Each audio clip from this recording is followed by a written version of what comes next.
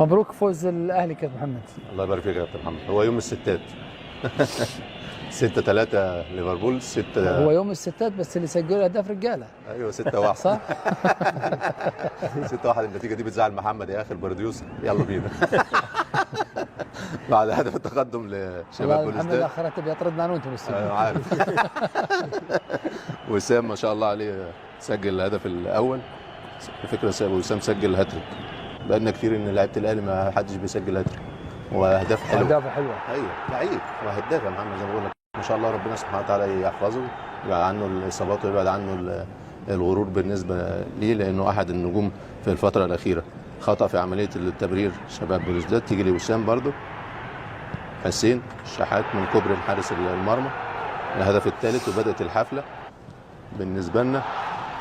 ادي الهدف الرابع ولا من خارج المنطقه من الهدف وسام.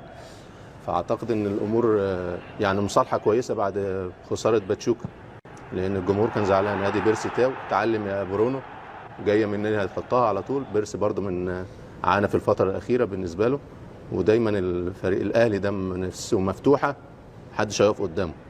وطالما 22 تحط في البعيده امام عاشور. ما بتلعب السهل وبتبقى في حالتك مش مستاهل ان انت تقلع التيشيرت، لانه الهدف السادس وده الطبيعي ان الاهلي يوصل لصداره المجموعه بعد 3 مباريات.